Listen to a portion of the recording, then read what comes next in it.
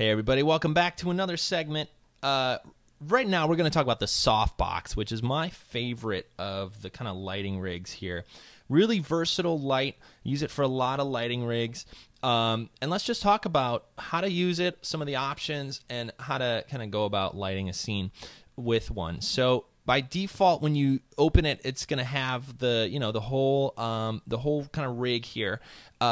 The main null is just to kind of enclose it, and it's also so you can kind of curl it up if you're done lighting your scene. You can kind of curl this up and just kind of tuck it away. But by default, it's gonna be open, and you're gonna see the other elements. What these other elements do is the SoftBox move allows you to kind of grab it and move it around and position it. And you're gonna see it's following this light target as to where it looks. So if you grab the light target and move, you're going to see the light follows it.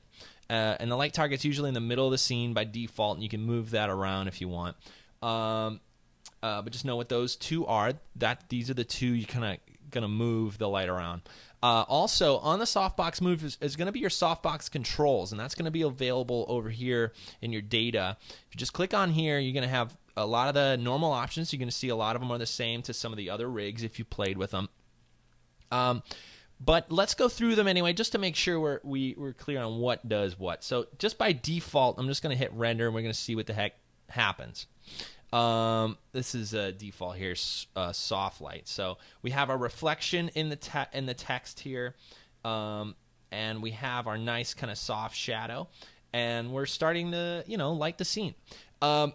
Brightness obviously controls how bright it gets. The brightness multiplier really cranks up the brightness, 2 times brighter, 3 times brighter, 4 times, really cranks this up. This is really helpful when we get into global illumination as well.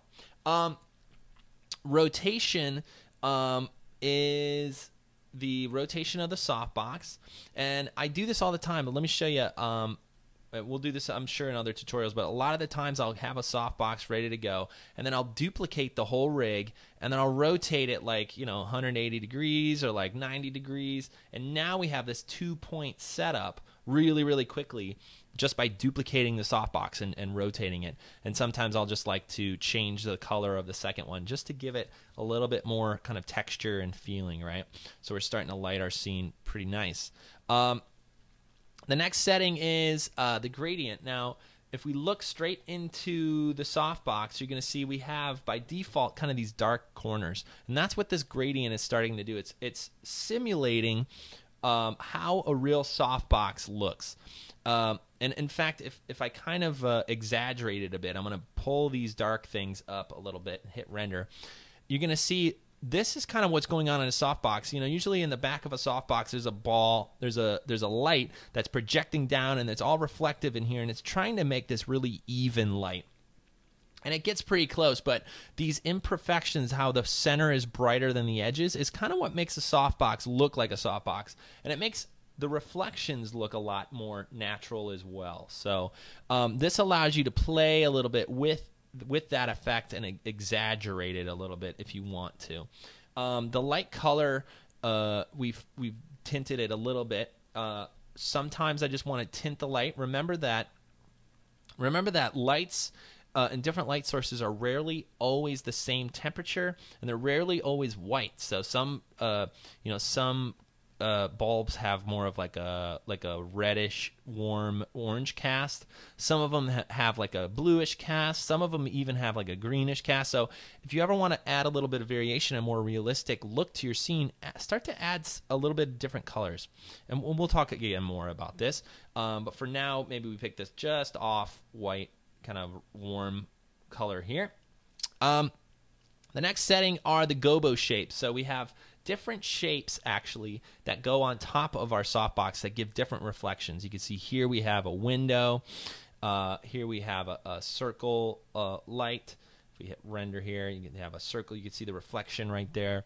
And you can play with all these rounded corners. Just gets rid of that harsh, sharp edge and just kind of rounds off the corners, you can see. Stripes is really fun. Depending on your subject, you can actually move a SoftBox really close sometimes and get some really cool kind of stripe effects like that. That's kind of cool. Kind of like almost almost like the shades or like vertical blinds are there or something. So kind of a cool effect there. Octagon, you can see is kind of this octagon shape. This is a shape of a lot of softboxes. In fact, the softbox that I owned for a lot of photos and portraits is this shape, so I included it because I like it so much.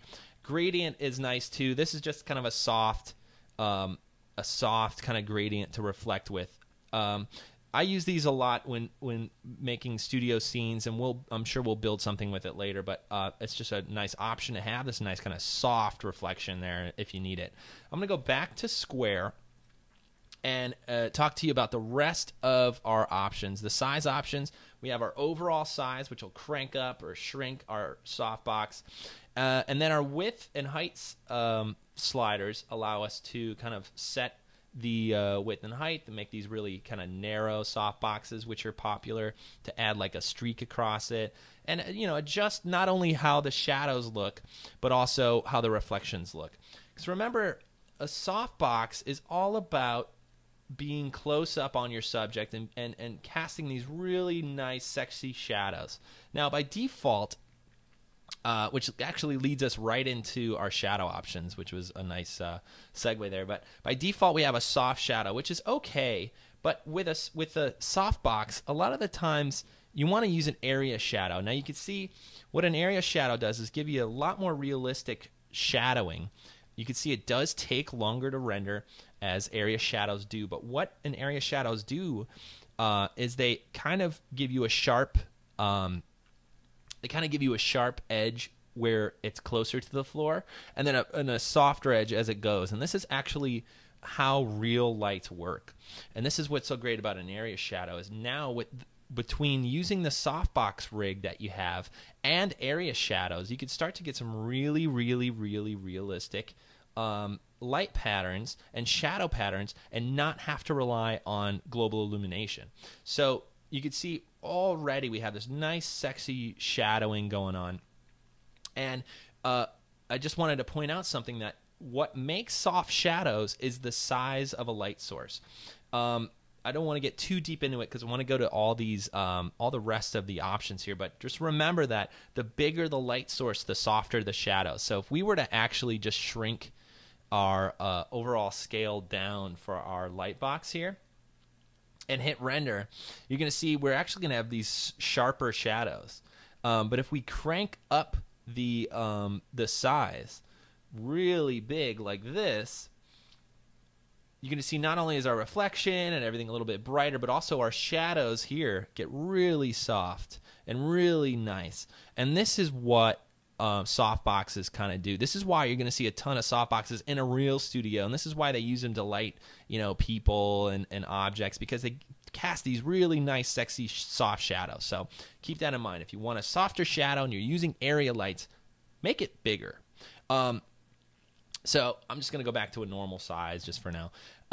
When using area lights, you have these options, which are similar to the other lights, but let's go through them. Shadow density, you can turn down the density of the shadow, and that's just going to keep that shadow from becoming 100% black all the time. You can see here, it's actually just making it a little bit more gray, and if we crank it up, it's going to make things a little bit darker.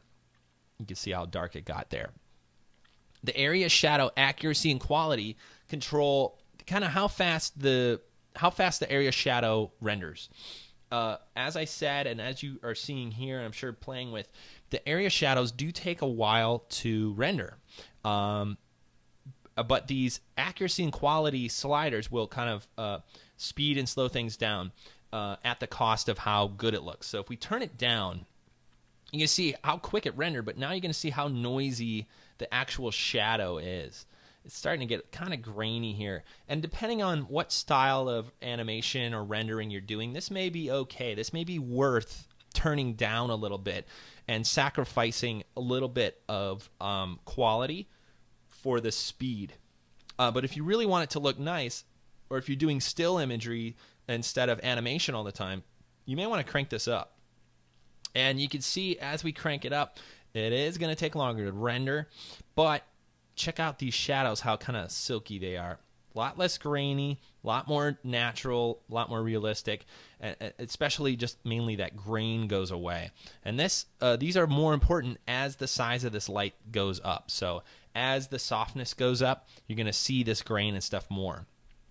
And so play around with this. Usually area shadow accuracy is more important than quality. So if you want to maybe keep quality at 50 or 60% and then crank up the accuracy, what you're doing is kind of putting more samples down at a lower quality. And that's usually enough to just kind of combat some of the noise. But if you ever see, too much noise, you may just want to kind of crank those up a couple percent at a time and check it out. Shadow color, again, is where you can set more realistic shadow colors. Shadows are rarely black.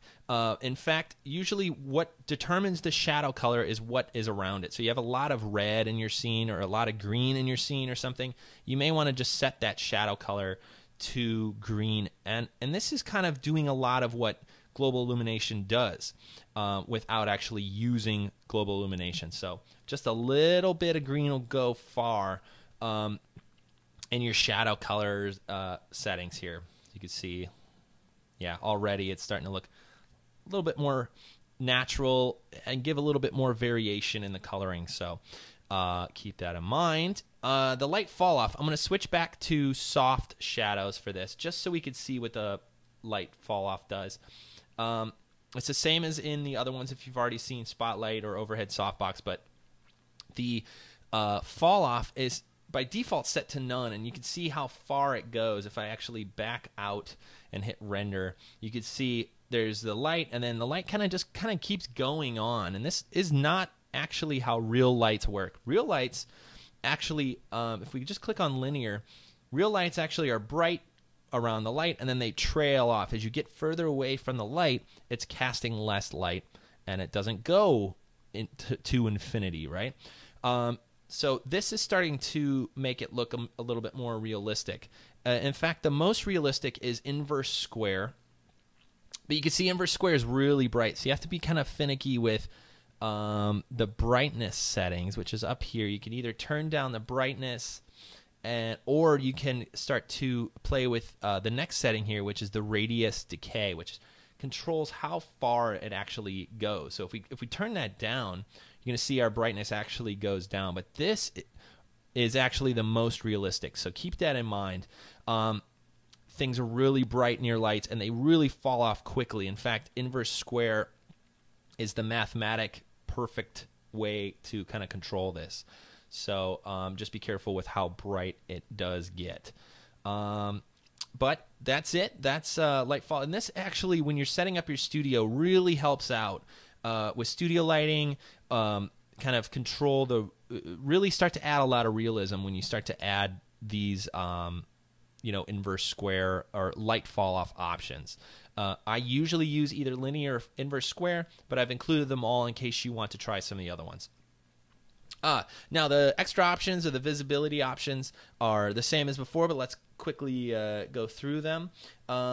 Right now, you see the problem we have is the softbox is in the dang way. We could just click on Scene by Camera, shut that off, and now you can see when we render the softbox, the whole rig has disappeared, and we're left with just its light and our text there.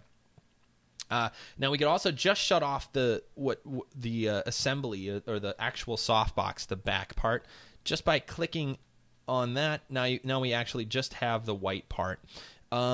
We can also turn off target mode. I'm going to turn on the other options. And by turning off target mode, you can see now when we move the light around, it's not constrained and it's not going to look directly at the target. We could actually move it all the way around, and we can rotate it, on weird axis and make it aim toward the camera and do a bunch of fun stuff, right?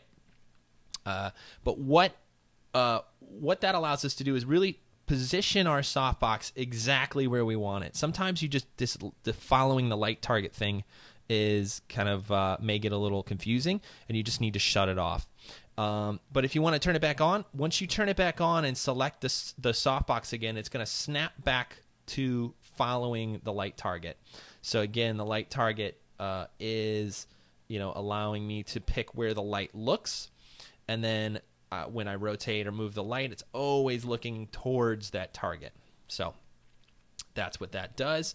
The standard light basically just shuts the light off.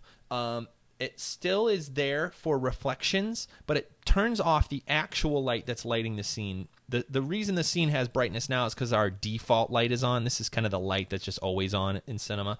But we usually want to shut this off when we're dealing with global illumination, and I'll talk more about this later.